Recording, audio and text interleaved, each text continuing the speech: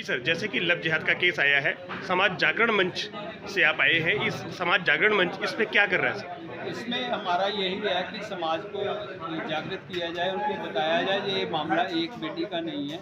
जी। ये पूरे समाज में जो बेटियां हैं उनका है कि ये कैसे एक जो सैलून चलाने वाला व्यक्ति है, जो सैलून पे काम करने वाला व्यक्ति है, कैसे उसने एक 13 साल की बच्ची को अपने जाल में फंसाया, फिर उसका धर्म परिवर्तन करने की पूरी कोशिश करी, उसको आयतें दी, उसको ये बताया गया कि कैसे आयतें पढ़नी हैं। ये सब बातें उसने उसको सिखाई। फिर उसका शोषण करता रहा, 3 साल उसको यूज़ किया। फिर उसके बाद उससे घर से चीज़ें मंगवाई, जैसे बालियाँ कहता मुझे लेके दो, मुझे आईफोन लेके दो, मुझे कपड़े लेके दो। ऐसी चीज़ें करके उसको वो सारा उसके साथ खेल खेलता रहा। तो हमारी यही मांग है प्रशासन से कि इसको अकेला ये ना कहा जाए कि एक लड़की ने प्यार में खुदकुशी कर ली। ऐसा नहीं है, इसके पीछे बहुत बड़ा षड्यंत्र है और जो लोग इसके पीछे शामिल हैं वो सब समाज के सामने आना चाहिए। चंडीगढ़ के अंतर्गत ये लव जिहाद का केस आया है, आप चंडीगढ़ की आम जनता से क्या अपील करते हैं सर? चंडीगढ़ की जनता से यही अपील करते हैं कि इसमें आप सहयोग करें और सब अपने अपने बच्चों का ध्यान रखें कि ये बहुत बड़ा मसला है। बच्चों के कई बार कमरे और को चेक करते रहना चाहिए ताकि जागरूक हो समाज, इस बच्ची के साथ खड़ा हो और समाज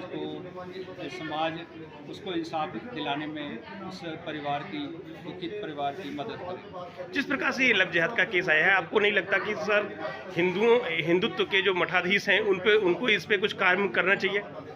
नहीं, वो इसमें थोड़ा सा मैं आपको कहूँगा, इसमें एक ही जो मॉडल है वो जोगी मॉडल है वो ही सूट करता है। जो अगर किया होता तो शायद चंडीगढ़ में भी शांति हो जाती। ये अब उत्तर प्रदेश में ना करके ये काम अब आने वाले जो दूसरे स्टेट्स हैं उसमें कर रहे हैं, तो इसके ऊपर विशेष ध्यान देना चाहिए। आपको ये नहीं लगता सर कि चंडीगढ़ प्रशासन ने इस पे ढील बरती है? चंडीगढ़ प्रशासन को ढील नहीं बरतनी चाहिए, यही मेरा उनसे भी आग्रह है। इसके ऊपर चेक करना चाहिए, अगर थोड़ा सख्ती करेंगे तो ठीक रहेगा। हाँ, तो 17 से बात करेंगे। धन्यवाद। जी मैम, जैसा कि लव जिहाद का केस चंडीगढ़ के अंतर्गत आया है और प्रशासन ने कहीं ना कहीं इस पर ढील बरती है, इस पर आप क्या कहते हैं? मैं करूँ कि जिस तरह से चंडीगढ़ में इस तरह के कांड हो रहे हैं कि मेरी बच्ची हमारी सुरक्षित नहीं है, इस पर प्रशासन को बहुत अच्छी तरह से इस पर सोच विचार करना चाहिए और कानून को भी अपने हाथ में लेने से पहले कि जो चल रहा है उसको बंद करना चाहिए कि बच्ची किस तरह से हैंडल कर रहे हो कि उसके कब्जे में आ जा रही है, कुछ या तो खाना में मिला दे कि बिल्कुल ब्रेन वॉश कर दे कि बच्ची सोचने समझने की बिल्कुल उनकी क्षमता खत्म हो जा रही है। तो मैं कह रही कि हर बच्चे को अपने मम्मी पापा से बात करना चाहिए कि कोई भी बात हो, और पेरेंट्स को बच्चों को समझाना चाहिए कि इस तरह से जो मुसलमान लड़के उनसे दूर रहें, क्योंकि उनके घर जाना आना भी बंद कर दे, क्योंकि क्या कर दे रहे कि बच्चियाँ इतनी तरह से ब्रेन वॉश हो जा रही है कि कुछ समझ नहीं पा रही है। जी, इसके लिए आप चंडीगढ़ प्रशासन से क्या अपील करेंगे मैम? मैं कह रही चंडीगढ़ प्रशासन से इस पर बहुत गंभीरता से सोचना चाहिए कि इस तरह से आगे हमारी बहुत सी बच्चियाँ इस तरह से झांसे में फंसी जा रही हैं, तो प्रशासन को बहुत ही मतलब सोच विचार के कदम उठाने चाहिए, कुछ लड़कियों को पकड़ के उसको फांसी की सजा देना कि आंदे से इस तरह से चंडीगढ़ में लोग ना कर सके। आज प्रेस कॉन्फ्रेंस रखी गई, आपको क्या लगता है कि इस पे प्रशासन कुछ सख्त कार्रवाई करेगा? ये तो आप लोग जो प्रेस वाले को पूरी जोर से इस चीज़ पर आपने न्यूज़ को फैलाना, सोशल मीडिया से लेके तब जाना चाहिए। प्रशासन को भी हम लोग जा रहे हैं बताने के लिए, तो प्रशासन करेगी इस पर बात। 17 से बात करेंगे। धन्यवाद। बैठे जी मैम, जैसा कि लव जिहाद को लेकर आपने यहाँ पे प्रेस कॉन्फ्रेंस की, तो ये लव जिहाद का मामला चंडीगढ़ के अंतर्गत आया है, आप इस पे बताएं मैम ये कैसे केस है और इस केस में अभी तक हुआ क्या क्या है? देखिए, अभी तक तो सिर्फ FIR दर्ज हुई है, जी उसका अरेस्ट, आगे की कार्रवाई अभी होती है। जी, मुद्दा लव जिहाद का ये हमारी मुख्य रूप से मांग है कि ये बात मानी जाए कि मुद्दा लव जिहाद का फोर्सफुल रिलीजियस कन्वर्जन।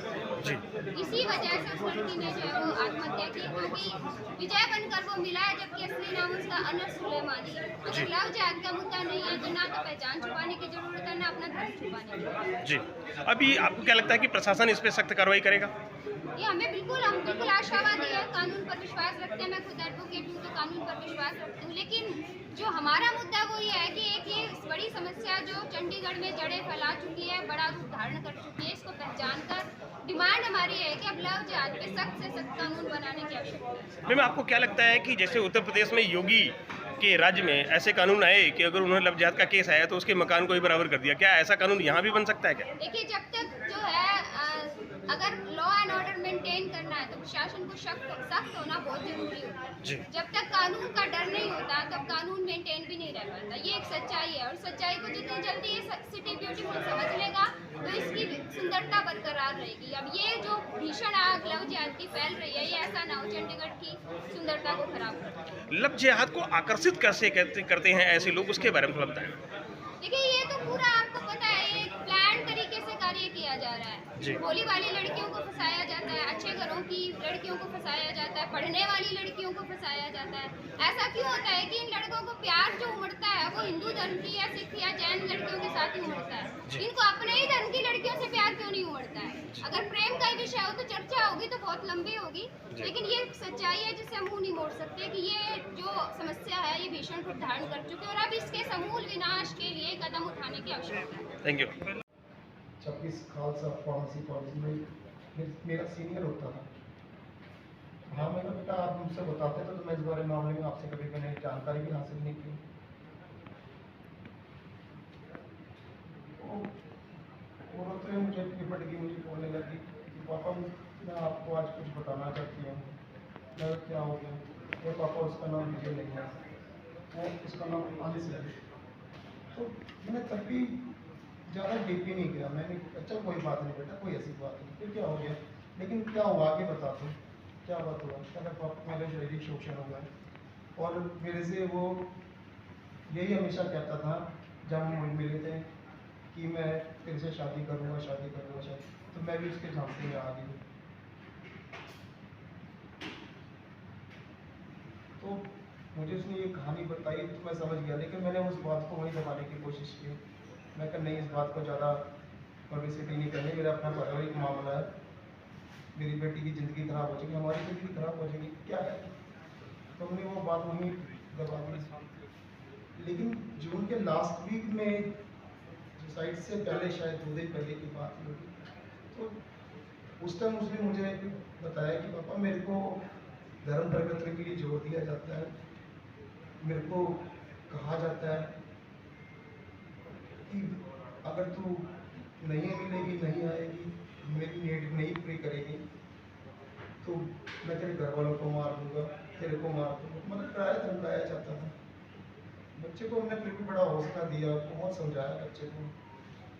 हम उस फैमिली से हैं कि ज़्यादा कहीं पे भी ज़्यादा इन्वॉल्वमेंट नहीं होते हैं, अपने परिवार में ज़्यादा खुश रहते हैं। तो अपनी इस बदनामी के डर से भी मैंने भी ये बात छुपा के रखी, लेकिन मुझे नहीं पता था कि बच्चा 18 घंटे पहले ही सोशल मीडिया में इतना अपडेट हो गया और उसने सुसाइड नोट डाल दिया था। उसके अंदर इंस्टाग्राम में इसने डाला था।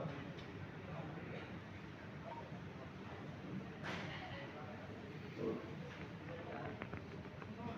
मैं इससे आगे ज़्यादा बोल नहीं पाऊंगा, मेरे पास शायद नहीं।